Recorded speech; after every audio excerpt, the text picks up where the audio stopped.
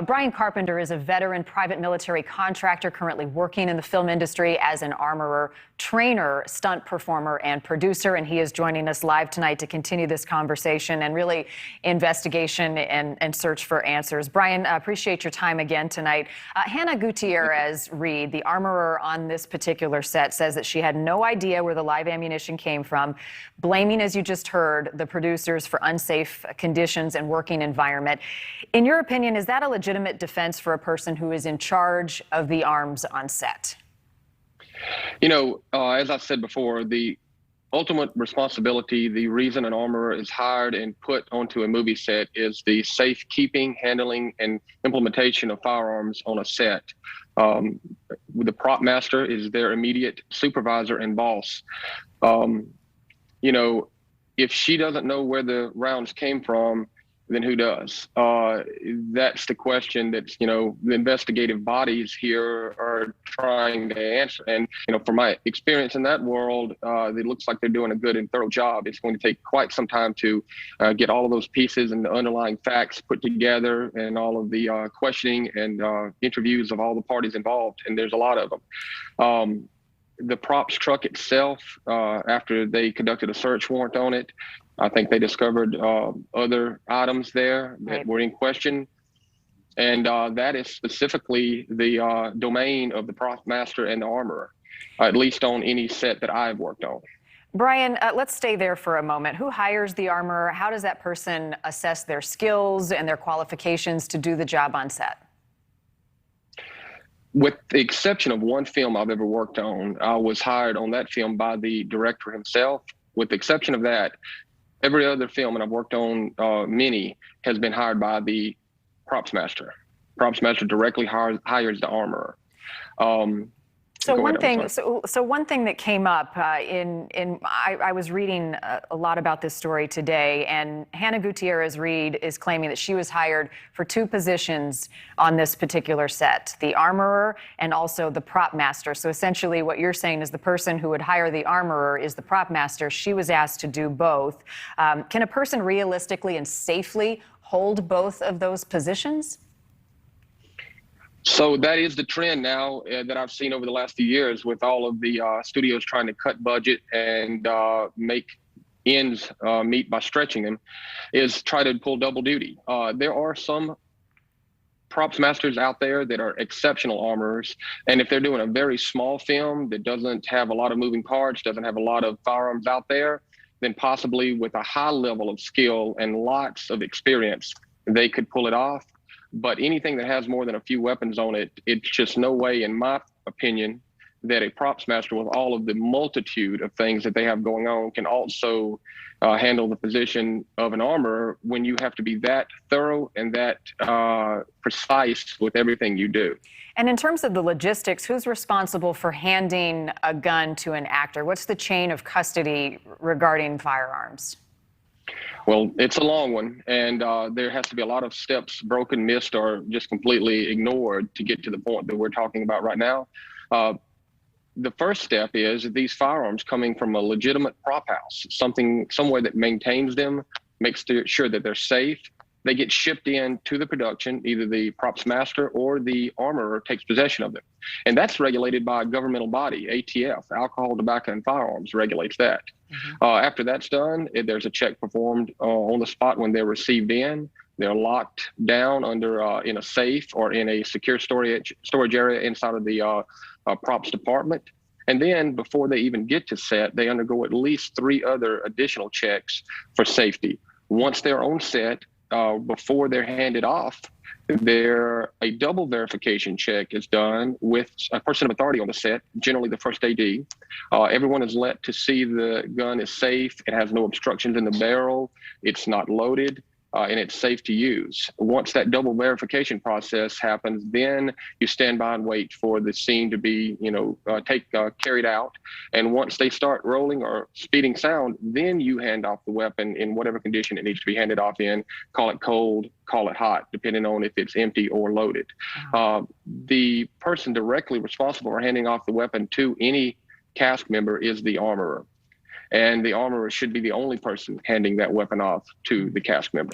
Brian, with that many checks and balances and such thorough procedures, I think it really speaks to why we have not seen more accidents like this on set, but it also highlights some major mistakes that happened on the set of Rust to allow this to happen, this deadly accident. I have a lot more questions for you, Brian, so if you wouldn't mind sticking around, we're going to bring you back after the break because I want to talk about all of this ammunition that was found on the set, live rounds and dummies. Want to know what the difference is between both of those. So if you will, stick around and we'll be talking to you here in just a minute right after the break. Absolutely. Thank you, Brian. Welcome back. I want to continue that conversation tonight surrounding the deadly shooting on the movie set Rust in New Mexico. The woman in charge of the firearms that day says that she had no idea where the live ammunition had come from, telling investigators that she had checked the so-called dummy bullets to make sure that none were hot. Yet the shot actor, Alec Baldwin, fired in rehearsal, killed cinematographer Helena Hutchins and injured the director. I want to bring back armorer Bryan Carpenter now. Bryan, so 500 rounds of ammunition found on the set. This was a mix of live rounds, dummy rounds, or what appear to be live rounds. In terms of appearance, I'd like for you to show us the difference between what a real bullet looks like and what a dummy round looks like. Well, what I have here tonight for you is a blank round and a dummy round. I don't have any live rounds, but I can easily demonstrate it the same way because that's the point in a dummy round. They're to look very close to the real thing, and they have a lot of safety protocol in place to make sure that they're used properly as well. So here is a dummy round. You can see it has a projectile in the end of it. But inside the casing, right here in the brass, there's BBs as opposed to gunpowder. Also on the end, the primer, which detonates the gunpowder, has been punched out. So you can tell that it has actually been spent already and it's not live. So a real round looks just like this, except it has gunpowder as opposed to BBs. And the BBs are inside and you shake it and you can hear an audible sound and also physically feel the BB shaking in there. And that is a way to check whether or not anything other than a dummy round is present. A blank round is very easy to identify as it has a crimp at the end of it. The crimp holds the gunpowder on the inside. It has gunpowder, but no projectile. And the primer hasn't been struck. So it can detonate the gunpowder and it can give the report, the sound, the concussion, everything that comes out of the end of it. Okay. And that's the only two rounds that should be on a movie set. A live round never has a place, as I've said many times before. And what's the difference between the firing capability, the sound, the look of a dummy versus a blank? Well, a dummy will not fire. A dummy is just there. And in this particular case, you said Western belt from a character in an old West movie, any Western that you like, and you'll see they're wearing the gun belt and they've got the gun on. Well, they have bullet loops in that, and in those bullet loops, you need to have generally something to make it look right for the character. Well, that's an example of where a dummy round would work. You would slip a bullet that looked real but was not inside of those loops to give the character effect. Also, if you want to see your actor load the weapon on camera for close camera work, they would use dummy rounds to load the weapon so it looks like they're loading it, but obviously they're not loading it with live rounds. It's dummy rounds. And those are examples, but dummy rounds do not fire. When they want to see the effect of the gun going off, hear it, see it, then you put the blank round in it. The blank round, once detonated, produces fire, smoke, and sound, but no projectile. Nothing comes out of the end of that gun other than those things and powder that burns up immediately upon being expelled. Past a few inches, a pistol wouldn't be deadly. Past a few feet, it wouldn't be harmful. And when I say harmful, I mean scorching of the skin, some of the unburnt powder maybe hitting you and burning your skin a little bit. That's why we take those distances and multiply them times a factor of 4 to make sure that they're well past anyone that is even in the vicinity.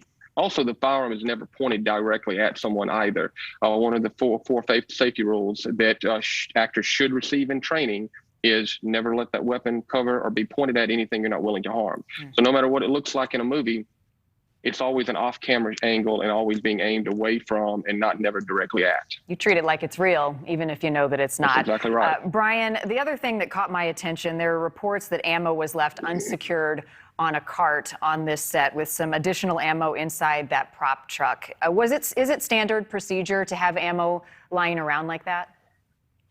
Not the way that myself and other professional armorers conduct business on a set. Again, I have no understanding or experience or knowledge, I should say, about Ms. Reed's professionalism or anything she's worked on. I do not know her. I can only speak for myself and my other colleagues that do this exact same job. We make sure that the ammunition is secured. It cannot be intermingled with even the blanks and dummies are kept completely separate.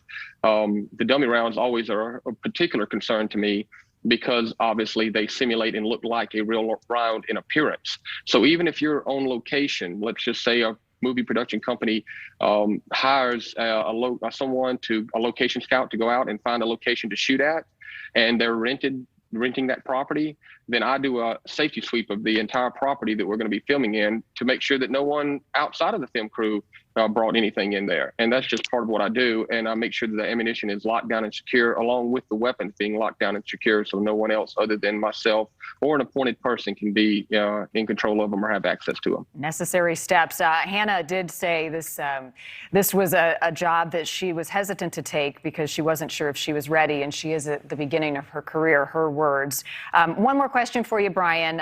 We have a statement tonight issued by concerned on-set armorers and weapons masters in regards to this incident. I want to share part of it for people at home. It reads, "The recent authorized strike and the tragedy on the set of Rust are related and indicative of the same underlying issue. Crews are overworked, undertrained, undersupported, and there is an industry-wide unwillingness to pay crews in a manner to commiserate with their experience and cost of living." So I wonder from you, with your experience on sets, how widespread are these concerns? How long has this been happening? And what is at stake right now? Well, I can tell you this. Though I live in movies and lower tier movies, in my professional career, I only work for certain prop masters or certain productions that do a lower tier movie. And that is because corners are cut even more on those than at a higher level tier movie. This has been going on for quite some time. There's been a lot of industry pushback recently because of that. If you think that corners may have been cut in areas before COVID, you should see it now. With all of the additional COVID expenses that are out there, and these studios are spending money on personnel, staff, testing, instead of finding the money to make sure safety is still held as paramount. Instead, you see the three things on set that can harm or kill you the quickest, which is stunts, special effects, and armor services, amongst other things, having a serious lapse sometimes in attention being paid to them. Well, a lot of insight tonight. Bryan, we sure appreciate you giving us your knowledge. It really is eye-opening what happens behind the scenes. And as I said earlier, these types of incidents are really rare. There's a lot of people out there who do a really good job, like you and others, making sure sets are safe. This is a tragedy, and we need to learn from it. Bryan Carpenter, thank you again. Thanks for watching. Click the red subscribe button below so you can get more of NewsNation's fact-driven, unbiased coverage.